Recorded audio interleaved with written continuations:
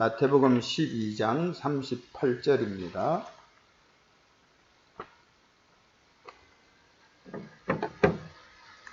마태복음 12장 38절부터 50절까지 교독으로 봉독합니다. 그때에 서기관과 바리새인 중 몇 사람이 말하되 선생님이여 우리에게 표적 보여주시기를 원하나이다.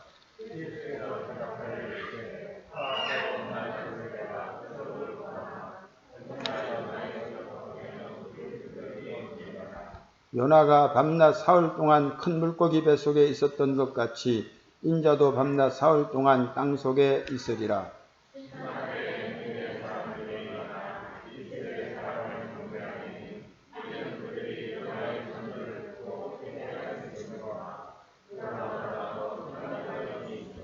심판때에 남방여왕이 일어나 이 세대 사람을 정죄하리니 이는 그가 솔로몬의 지혜로운 말을 들으려고 땅끝에서 왔음이거니와 솔로몬보다 더 큰 이가 여기 있느니라.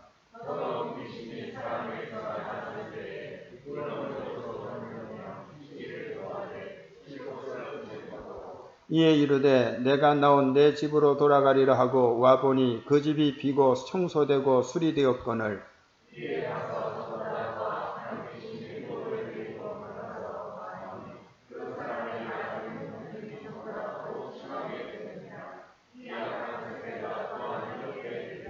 예수께서 무리에게 말씀하실 때에 그의 어머니와 동생들이 예수께 말하려고 밖에 섰더니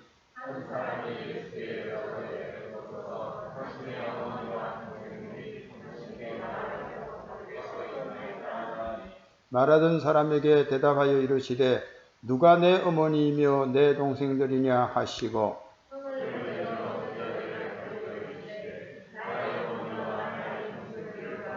합독합니다. 누구든지 하늘에 계신 내 아버지의 뜻대로 하는 자가 내 형제요 자매요 어머니니라 하시더라. 아멘. 표적을 구하는 세대라는 주제를 가지고 말씀 나누도록 하겠습니다. 서기관과 바리새인 중의 몇 사람이 예수님께 찾아와서 표적을 보여달라고 요청을 합니다. 예수님께서 이미 그들 앞에서 메시아 되시는 많은 표적들을 행하시지 않으셨습니까? 중풍병자를 고쳐주셨고 또 나병한 자를 깨끗하게 하셨고 또 걷지 못하는 사람을 걷게 하셨고 그리고 맹인의 눈을 열어서 보게 하셨고 심지어 죽은 자도 살려내셨고 또한 귀신을 내쫓아 주셨던 겁니다. 그런데 그들은 여전히 예수님의 메시아 되심을 인정하지 않고 계속해서 표적을 구하였는데요. 그들이 구한 표적은 무엇이겠습니까? 그 옛날 모세가 이스라엘 백성들을 구원해내기 위하여 바로왕과 애굽 나라에 10가지 양을 내리고 그들을 치고 이스라엘 조상들을 구원해냈듯이 진정 당신이 메시아라면은 표적을 통해서 로마 제국을 치고 그리고 우리 민족을 이 억압에서 구원해달라는 그런 심정으로서 표적을 구한 것이라고 할 수 있겠습니다. 이처럼 현실적이고 또 정치적인 구원을 갈망하는 그들 향해서 예수님은 악하고 음란한 세대라고 탄식하면서 요나의 표적밖에는 보여줄 것이 없다 그렇게 말씀을 하시지요. 요나의 표적이라는 것은 요나가 물고기 뱃속에 들어갔다가 사흘 만에 나온 그런 사건을 가리키는데 이 말씀을 통해서 예수님은 자신의 죽음과 부활만이 진정한 메시아 사역임을 그들에게 예고했던 겁니다. 우리 예수님은 힘으로서 이스라엘을 구원하기 위해서 온 메시아가 아닙니다. 오히려 죽음을 통해서 온 인류를 구원하기 위해서 오신 메시아였다는 사실을 이 말씀을 통해서 깨닫게 해주셨음을 알 수 있습니다. 마태복음 20장 28절에 인자가 온 것은 섬김을 받으려 함이 아니라 도리어 섬기려 하고 자기 목숨을 많은 사람의 대속물로 주려 함이니라는 말씀이 있는데 자기 목숨을 많은 사람의 대속물로 주기 위하여서 주님이 죽으시고 다시 살아야 될 것을 아시고 그것을 요나의 표적이라고 말씀을 한 것입니다. 이제 우리 본문 말씀을 살펴보도록 하겠습니다. 먼저 이 세대를 가리켜서 우리 주님이 어떻게 표현을 하셨는지 생각해 보도록 하십시다. 보통 우리가 살아가는 세대를 악한 세대라고 그렇게 말하며 말세라는 그런 표현들을 많이 쓰는데요. 우리뿐 아니라 우리 이전에 살던 사람들도 다 악한 세대라고 말하고 또 말세라고 그렇게 표현을 했던 것을 볼 수가 있습니다. 타락한 인생들이 모여 사는 세상은 옛날이나 지금이나 다 동일하게 악하다고 말할 수밖에 없지 않겠습니까? 예수님께서는 마지막 세대를 가리켜서 노아의 때와 같을 것이고 롯의 때와 같을 것이라고 말씀했는데 이 마지막 세대, 노아의 세대 또 롯의 때와 같은 것이라고 할 수가 있겠는데 예수님은 어떻게 이 세대를 영적으로 표현을 했는지 먼저 생각해 보도록 하십시다. 39절에 보면은 악하고 음란한 세대라 이렇게 말씀을 했어요. 이 세대를 가리켜서 악하다 또 음란하다 그렇게 말씀을 한 것입니다. 그뿐만 아니라 마태복음 17장 17절에서는 믿음이 없고 패역한 세대라 그렇게도 말씀을 하시지 않았습니까?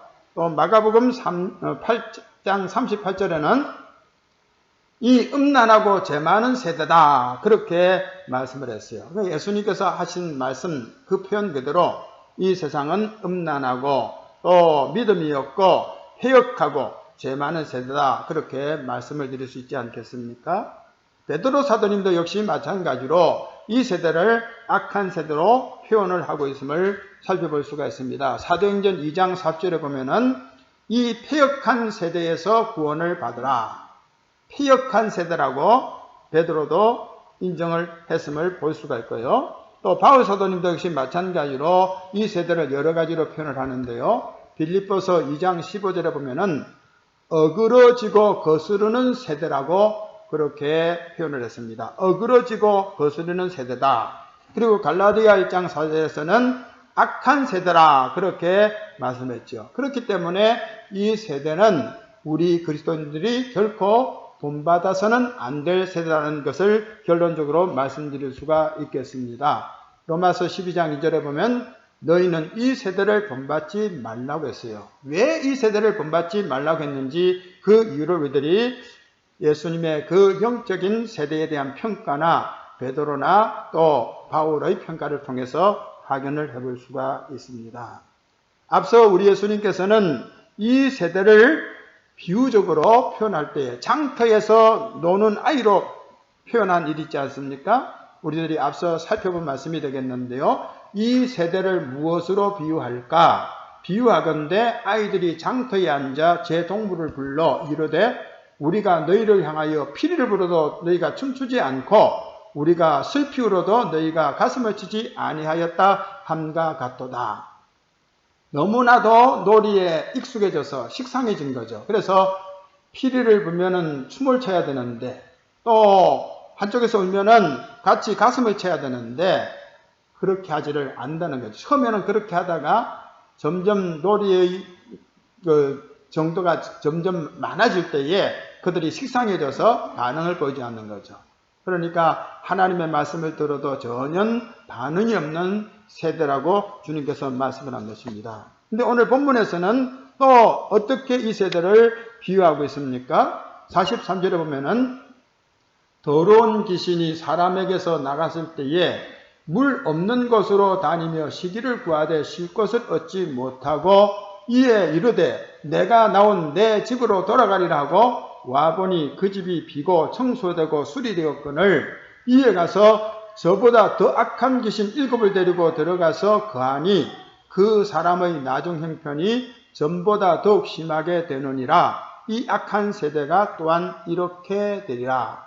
이 악한 세대를 장터에서 노는 아이들이 그 놀이가 식상해져서 반응을 보이지 않는 그런 것으로서 빗대어서 말씀을 하신 예수님께서 이번에는 악한 귀신 들린 세대로서 그렇게 비유하고 있음을 보게 됩니다.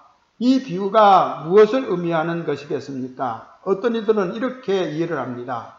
우상 숭배를 하던 이스라엘 백성들이 하나님의 징벌을 받아서 바벨론 제국으로 사로잡혀 가죠.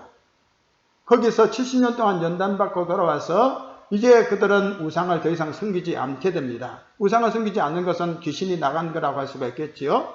그런데 그 다음에 어떻게 됩니까? 점점 그들이 또 신앙생활이 점점 형식화되면서 바리새파들이 형식 신앙에 빠져서 신앙생활을 제대로 하지 못하는 거죠. 더 완악해진 거죠. 예수님 당시에 바리새인들의 그 신앙생활은 마치 악한 귀신 7이 들어와서 더 강팍해진 그런 사람의 모습과 흡사하다고 어떤 이들은 그렇게 이 비유를 해석을 합니다. 우리 한국교회에다가도 적용을 해볼 수가 있겠죠. 과거에 신사참배를 했는데 해방 이후에 더 이상 신사참배는 하지 않지 않습니까? 하지만 그 대신 교회가 어떻게 됩니까? 현세적인 기복과 물량적인 부흥과 외적인 욕망을 추구하는 그런 인본주의 신앙으로 변질되어 버린 거예요. 교회의 참모습이 사라져 버린 겁니다. 이것이 바로 귀신이 나갔다가 더 악한 귀신이 들어온 모습하고 무엇이 다를 바가 있겠습니까? 또 이 비유를 우리 개개인에게도 적용을 시켜볼 수 있지 않겠습니까? 우리 사람의 마음은 영이 거하는 집으로서 비유를 하죠. 그래서 성도의 마음에는 주님의 영이 거하기 때문에 성전이다. 그렇게 불리어지지 않습니까? 고린도전서 3장 16절에 보면은 너희가 하나님의 성전인 것과 하나님의 성령이 너희 안에 계시는 것을 알지 못하느냐. 그 성령이 우리 마음을 주장하시면은 성령께서 내 마음을 온전히 주관하시면은 우리는 하나님의 성전이 되는 것 아니겠습니까? 고린도서 6장 19절에도 마찬가지로 말씀하고 있습니다. 너희의 몸은 너희가 하나님께로부터 받은 바 너희 가운데 계신 성령의 전인 줄을 알지 못하느냐. 너희는 너희 자신의 것이 아니라 말씀했어요. 그러니까 성령께서 우리의 마음에 계시면은 우리는 성령의 전, 성령의 집, 하나님의 성전이 된다 하는 그런 말씀이 되겠습니다. 그런데 우리가 악을 행하게 되면은 주님의 영이 떠나시고 대신 우리 마음이 빈 마음이 되겠죠. 그 빈 마음에 누가 또 찾아듭니까? 더러운 영들이 찾아들게 된다고 할 수 있겠습니다. 성령을 근심케 한다거나 성령을 욕되게 하면은 성령이 떠나시고 그러면은 더러운 영이 우리 마음을 찾아오게 되는 거죠. 구약시대에 이스라엘의 초대왕 사울의 모습을 여러분들이 한번 상기해 보시기 바랍니다. 사울이 왕위에 오르는 그 과정 속에서 성령을 체험하게 되죠. 그래서 예언까지 하지 않습니까? 그리고 하나님의 영이 임할 때에 능력을 받아서 이스라엘을 구원해내는 큰 일까지 감당하지 않습니까? 하지만 그가 왕위에 오른 다음에 점점 교만해지죠. 그래서 하나님의 말씀을 순종하지 않죠. 그럴 때에 어떻게 됩니까? 하나님이 부리시는 악신이 그를 지배하게 됩니다. 사무엘상 16장 14절에 보면은 여호와의 영이 사울에게서 떠나고 여호와께서 부리시는 악령이 그를 번뇌하게 했다고 했습니다. 그러니까 하나님의 영이 거할 때 하나님의 사람으로서의 삶을 살았는데 하나님의 영이 떠나고 그 빈마음에 더러운 영이 들어와서 그를 지배하게 될 때 그가 시기심에 불타서 하나님의 뜻을 거스르고 우상을 숭배하고 그리고 또한 하나님의 사람 다윗을 해치는 일에 앞장을 섰던 거 볼 수 있지 않습니까? 오늘 우리의 마음을 살펴봐야 될 것입니다. 내 마음에 주님의 영이 거하는 주님의 성전으로 내가 나 자신을 드리고 있는가? 아니면은 내 마음에 더러운 영을 받아들여서 내가 점점 더러워지고 있지 않은가 생각해 봐야 될 것입니다. 바울 사도님께서 말씀했습니다. 하나님의 성령을 근심하게 하지 말라 했어요. 성령을 근심케 하면 성령이 떠나는 거예요. 우리가 성령을 근심해서는 안 될 것입니다. 다윗은 하나님 앞에 이렇게 기도하죠. 나를 주 앞에서 쫓아내지 마시고 주의 성령을 내게서 거두지 마소서. 다윗은 사울왕이 성령이 떠난 다음에 어떻게 비참하게 됐는지 잘 아는 사람입니다. 그래서 자기가 하나님 앞에 큰 죄를 저지르고 징계받았을 때에 통회하는 마음으로 시편 51편을 지으면서 나를 주님 앞에서 쫓아내지 마십시오. 주의 성령을 내게서 거두어가지 마십시오. 이렇게 간구했던 겁니다.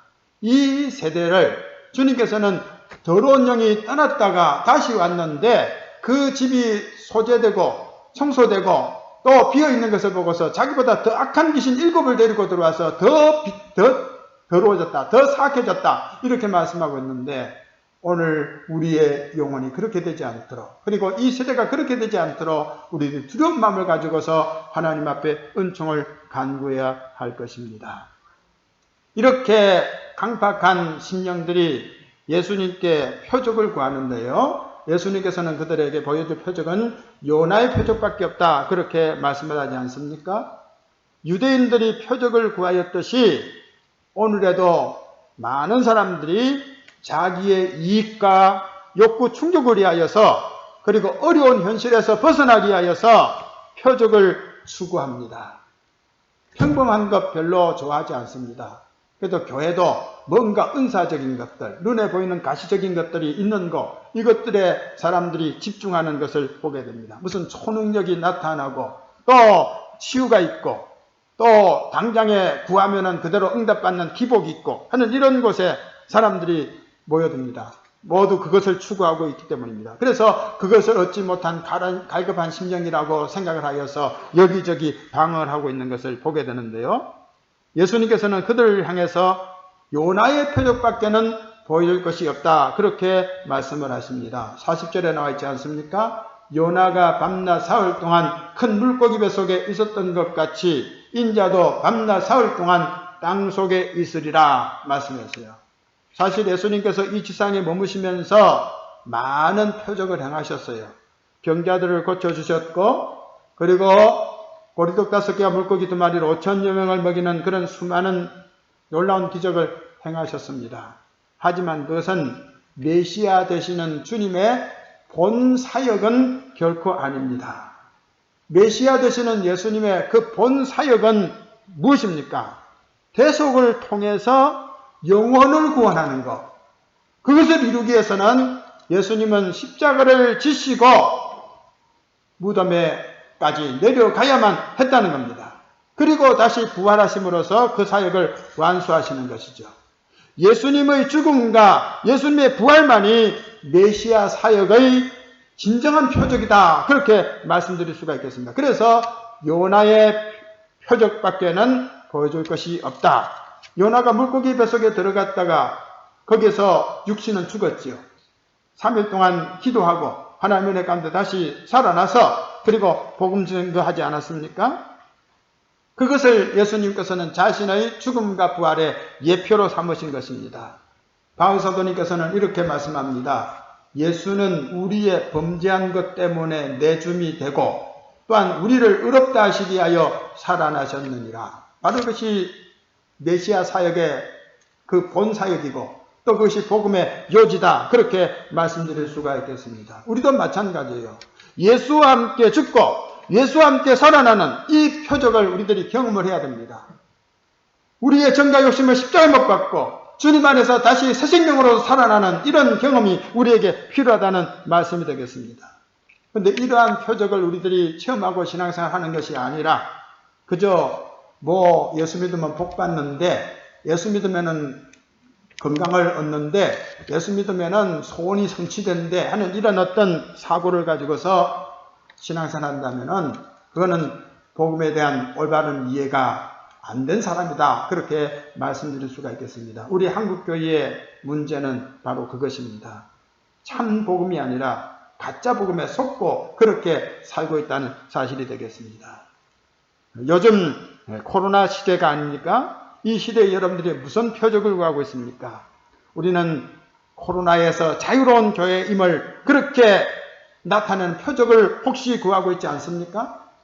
우리는 하나님의 특별한 보호 속에서 살기 때문에 코로나는 우리와 관계없어 혹시 이렇게 생각하고 있지는 않습니까? 물론 하나님은 그렇게 얼마든지 할 수 있는 분이십니다. 애굽의 10가지 재앙을 내리실 때에 히브리 백성들, 언약 백성들을 구별해서 화를 면케하신 거 우리가 잘 알고 있지 않습니까? 그러나 항상 그렇지는 않다는 사실입니다. 오히려 하나님의 백성들을 징벌하기 위해서 그러한 재앙들을 사용하기도 한다는 사실이 되겠습니다.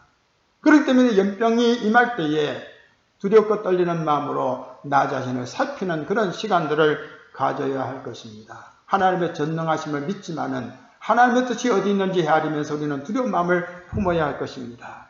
다니엘의 세 친구가 하나님의 말씀을 쫓아서 우상을 숭배하지 않았습니다. 그로 인해서 풀무불에 던져질 그런 위기상에 놓였습니다. 느부갓네살 왕이 협박하고 다시 한번 기회를 주겠다고 말합니다. 절만하면, 이제라도 절만하면은, 신상에게 절만하면은 용서해 주겠다는 겁니다. 앞으로 너희들에게 또 자비를 베푸겠다는 겁니다. 그러나 그들은 단호하게 말합니다. 우리를 풀불에 던져 넣어도 하나님이 우리를 건져내실 것입니다. 그러하지 않을지라도 우리는 결코 신상에 절할 수 없습니다. 이렇게 말하지 않습니까? 하나님의 능력을 믿지만은 그렇지 않을지라도 하나님의 뜻이 어딘지 알지 못하기 때문에 자기네들이 불에 타서 죄가 된다 할지라도 결코 신상에게 절할 수 없다고 말하지 않습니까?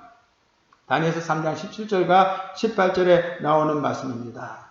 그렇게 하지 아니하실지라도, 이전 성경 번역에는 그리 아니하실지라도, 그래서 복음성에도 그리 아니하실지라도는 그런 복음성이 있지 않습니까? 그렇게 하지 않아도, 구원해 주지 않아도, 우리 몸이 불타서 죄가 돼도 우리는 결코 하나님의 말씀을 어길 수 없습니다. 이렇게 말을 했던 겁니다. 여러분, 사탄은 종종 성경을 인용하면서 우리를 시험에 빠지게 합니다. 예수님을 사탄이 시험할 때 어떻게 합니까? 성전 꼭대기에서 뛰어내려라.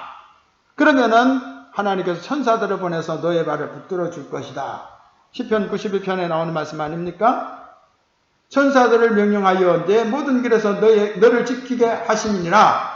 그들이 그들의 손으로 너를 붙들어 발이 돌에 부딪히지 아니하게 하리라. 성경 말씀이에요. 마귀가 성경 말씀 가지고 인용하면서 예수님을 유혹했어요. 그때 예수님께서 어떻게 말씀하십니까? 또다시 성경 말씀을 가지고서 이기시지 않습니까? 마태복음 4장 5절, 6절, 7절에 나오는 말씀인데 주께서 기록된 말씀을 다시 인용하시죠. 주 너희 하나님을 시험하지 말라 하였다. 그렇게 말씀을 하고 있습니다. 지금 우리도 코로나 시대에 살고 있는데 동일한 성경 시편 91편에 이 연병의 소리를 구해주겠다는 약속의 말씀이 있어요. 시편 91편 3절 이하에 그가 너를 새 사냥꾼의 올무에서와 심한 전염병에서 건지실 것이미로다. 그가 너를 그의 깃으로 덮으시리니 네가 그의 날개 아래에 피하리로다. 그의 진실함은 방패와 손방패가 되시나니 너는 밤에 찾아오는 공포와 낮에 날아드는 화살과 어두울 때 퍼지는 전염병과 밝을 때 닥쳐오는 재앙을 두려워하지 아니하리로다. 1000명이 내 왼쪽에서 10,000명이 내 오른쪽에서 엎드러지나 이 재앙이 내게 가까이 하지 못하리로다. 약속의 말씀 있지 않습니까? 그러니까 이 약속이 있으니까 나는 괜찮아. 마스크 낄 필요 없어. 다닥다닥 붙어 앉아. 마음껏 식사해. 이렇게 할 수 있습니까? 그것은 오히려 하나님을 시험하는 것입니다. 우리는 일반적인 모든 자연의 순리를 따라서 지혜롭게 살아야 됩니다. 그래서 거리 두기도 해야 되고 또 마스크도 껴야 되고 모든 일에 조심을 해야 되는 거예요. 그저 믿음을 내세우면서 하는 것은 표적주의의 신앙이기 때문에 그것은 결코 주님께서 기뻐하지 않을 일이 된다는 것을 알아야 될 것입니다. 바울 사도님께서 고린도 교우들에게 이렇게 말씀하죠. 유대인은 표적을 구하고 헬라인은 지혜를 찾으나 우리는 십자가에 못 박힌 그리스도를 전하니 유대인에게는 거리끼는 것이요 이방인에게는 미련한 것이로되 오직 부르심을 받은 자들에게는 유대인이나 헬라인이나 그리스도는 하나님의 능력이요 하나님의 지혜니라 말씀하고 있어요. 우리는 이렇게 은사주의, 표적주의에 속아서는 안 될 것입니다. 우리는 하나님의 전능하심을 믿지만은 하나님의 선한 뜻을 우리들이 알지 못하기 때문에 일반적인 그 모든 실서에 순응하면서 또 조심할 필요가 있다는 것을 아울러 기억해야 될 것입니다. 우리 주님은 표적에만 관심을 갖고 있는 무리들을 향해서 심판을 경고하고 있습니다. 심판받을 세대라고 말씀했어요. 이 세대는 악한 세대인데 반드시 심판을 받게 될 것이라고 말씀하고 있지 않습니까? 그런데 그 심판받을 무리들은 유대인들이고 그들을 심판할 자들은 이방인이라고 그렇게 말씀을 하고 있어요. 본문에서는 41절 42절에 보면은 심판 때에 니누의 사람들이 일어나 이 세대 사람을 정죄하리니 이는 그들이 요나의 전도를 듣고 회개하였음이거니와 요나보다 더 큰 이가 여기 있으며 심판때에 남방여왕이 일어나 이 세대 사람을 정죄하리니 이는 그가 솔로몬의 지혜로운 말을 들으려고 땅끝에서 왔음이거니와 솔로몬보다 더 큰 이가 여기 있느니라 말씀하고 있습니다. 니누의 사람들, 니누에는 아수르의 수도지요. 그러니까 아수르 사람들이죠. 그리고 남방여왕, 이방인이죠. 그런데 그들이 유대인들을 심판한다는 거예요. 유대인들이 오히려 그들을 무시하고 우리는 언약 백성, 우리는 할례받는 하나님 백성이고 너희들은 할례받지 못한 무리들이고 다 지옥의 땔감이다. 이렇게 생각을 했는데 예수님은 오히려 그들이 너희들을 정죄하고 심판할 것이라고 말하고 있습니다. 왜 그렇습니까? 유대인들이 주님의 말씀을 듣지도 않고 또 주님을 믿지도 않았기 때문 아니겠습니까? 니느웨 사람들은 어떠했습니까? 요나가 와서 그들에게 하나님의 심판의 메시지를 전하지 않습니까? 40이 지나면은 이 성이 멸망을 받게 될 거다. 이렇게 경고할 때 그들이 철저하게 엎드려 회개했습니다. 철저하게 엎드려 회개했어요. 하나님의 자비와 하나님의 긍휼을 구하면서 엎드려 회개를 했습니다. 그런데 예수님 당시에 유대인들은 어땠습니까? 예수님 말씀 듣고 회개했습니까? 전혀 반응을 보이지를 않았던 겁니다. 그래서 요나보다 크신 예수님께서 하나님의 말씀을 전했음에도 불구하고 듣지 않는 이 강팍한 세대 사람들을 니느웨 사람들이 최후의 심판의 날에 정죄하고 심판할 것이라고 주님 말씀을 하신 거죠. 또 마찬가지입니다. 남방여왕, 스바 여왕이라고 우리들이 보통 알고 있지 않습니까? 그 여왕이 먼 나라에서 솔로몬의 있는 유대 땅까지 찾아오지요. 이스라엘 땅까지 찾아오지요. 솔로몬의 그 지혜로운 말을 듣기 위해서 찾아왔습니다.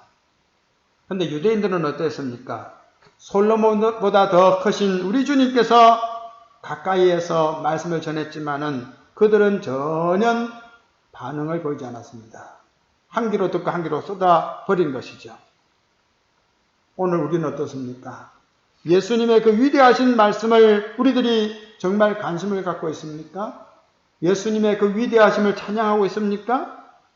정말 말씀을 사모하는 심정으로 그렇게 살아가고 있습니까? 그렇지 못하다는 사실입니다. 바울 사도님께서 이렇게 말씀을 하시죠. 디모데후서 4장인데요.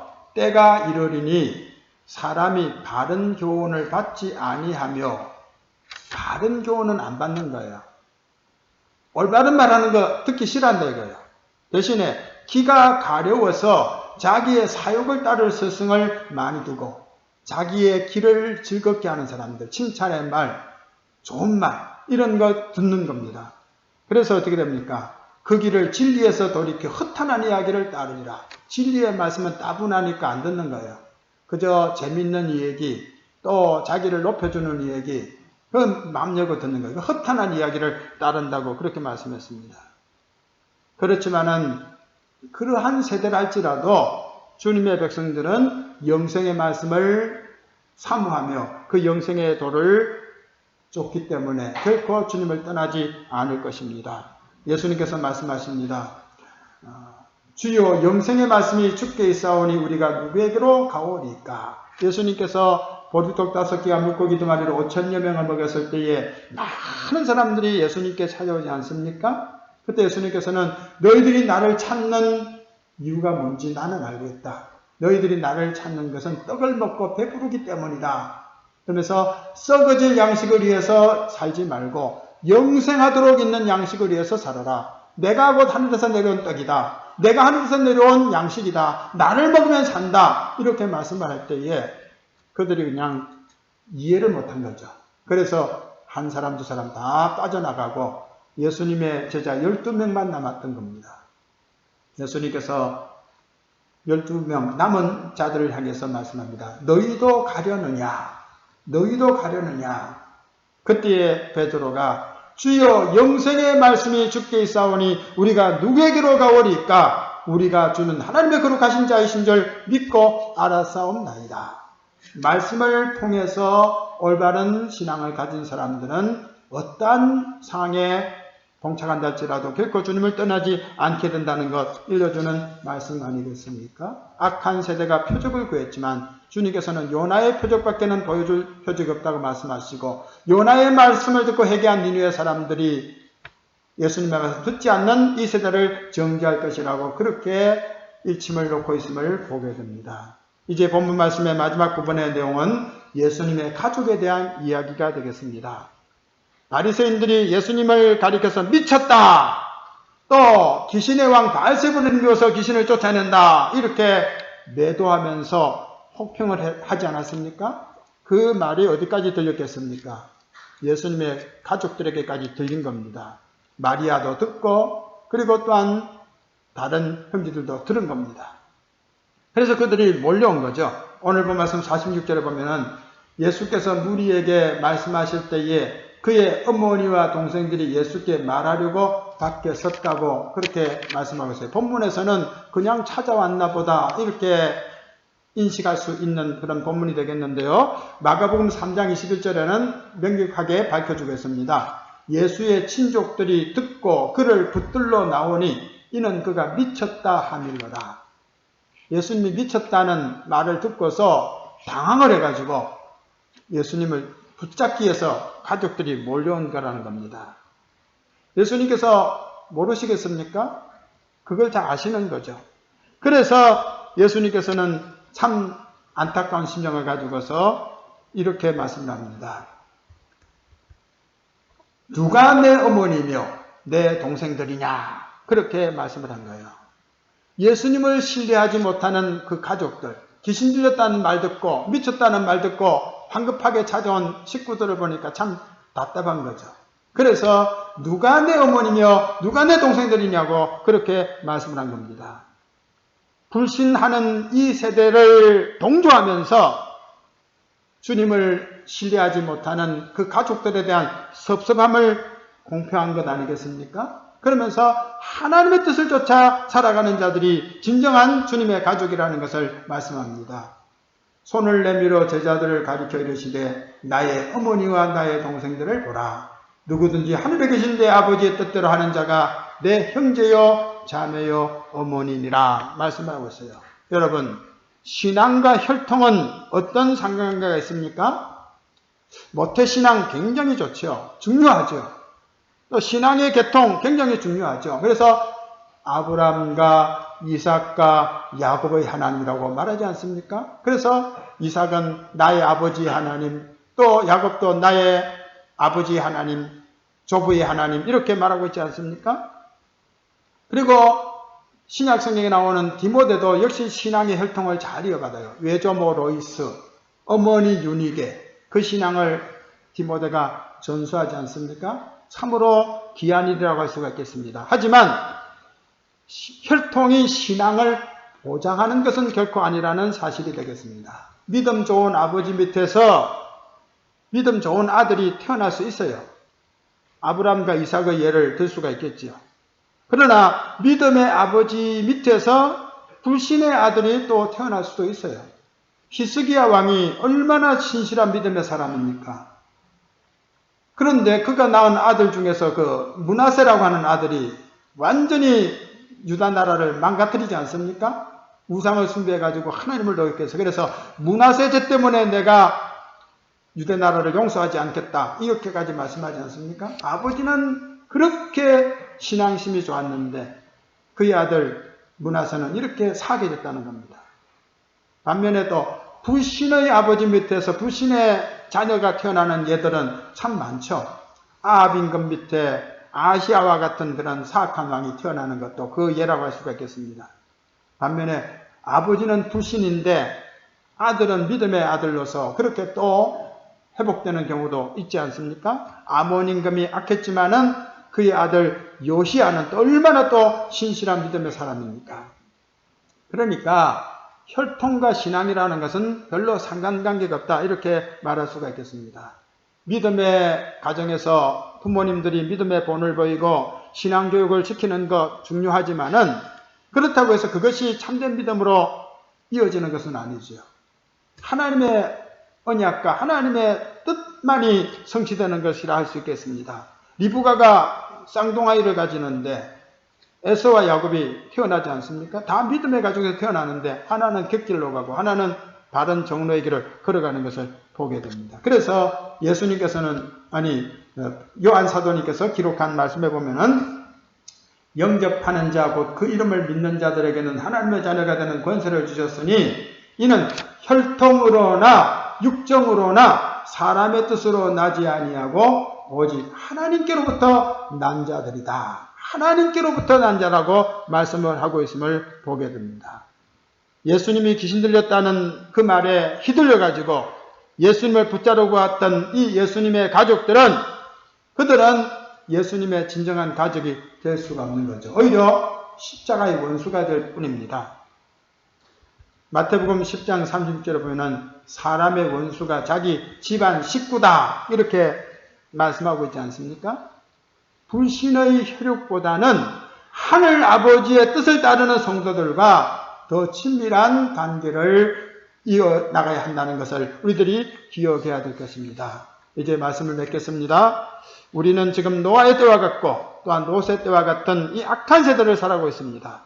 이 악한 세대의 마음을 빼앗기게 되면은 귀신이 틈타게 되고 우리는 점점 강팍한 사람이 되어서 하나님의 뜻을 거스르고 살게 될 것입니다. 그래서 우리의 마음의 주행이 떠하지 않도록 늘 성령을 근심치 않게 죄와 상관없는 삶을 살기를 힘써야 되지 않겠습니까? 그리고 오늘 이 시대에 많은 사람들이 자기의 욕구를 채우기 위해서 능력을 구하고 표적을 구하고 지혜를 구하고 있지만은 우리는 주님의 십자가만 바라봐야 될 것입니다. 많은 사람들이 외칩니다. 십자가에서 내려와라! 그러면 믿겠다! 십자가에서 내려와라! 그러면 믿겠다는 거예요.